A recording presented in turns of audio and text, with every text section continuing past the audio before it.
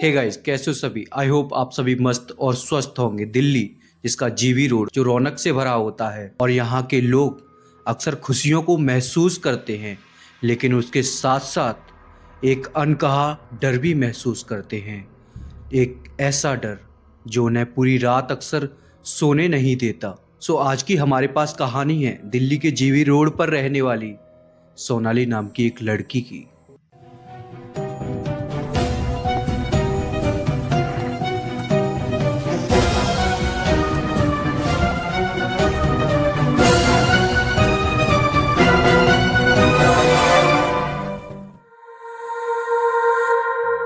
मेरा नाम सोनाली है। मैं दिल्ली के जीवी रोड पर रहती हूँ।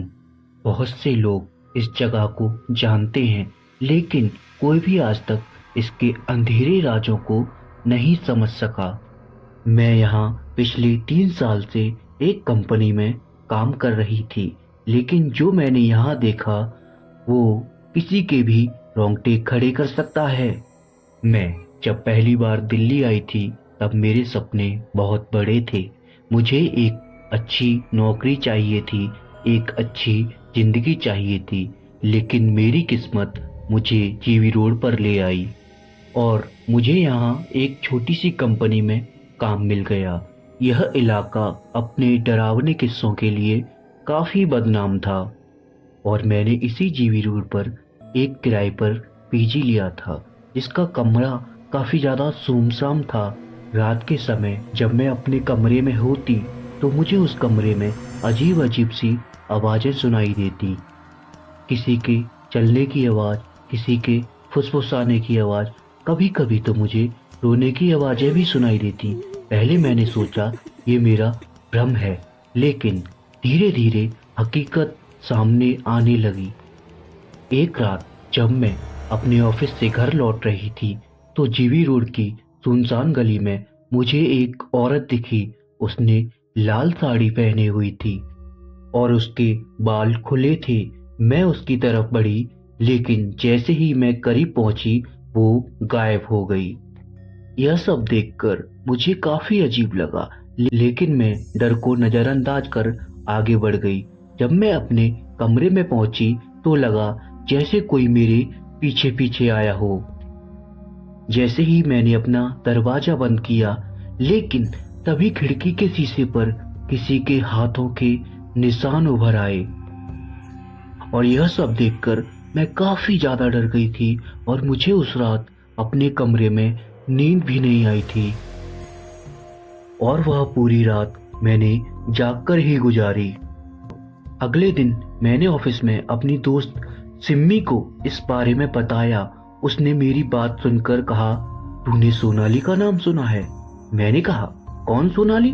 उसने बताया, सोनाली इसी इलाके में रहती थी और एक दिन रहस्यमय तरीके से गायब हो गई। किसी को नहीं पता था कि वो मरी या कहीं चली गई, लेकिन कहते हैं कि उसकी आत्मा आज भी इसी इलाके में भटकती है। अपनी दोस्त की ये सारी बातें सुनकर मेरे रोंगटे खड़े हो गए। उसके बाद हमारी छुट्टी हो गई और मैं फिर से अपनी पीजी पर आ गई। उसके बाद जब मैं अपने कमरे में फिर से गई तो मुझे काफी डर लग रहा था। ऐसा लग रहा था कि सोनाली कहीं हकीकत में मेरे पास ना आ जाए।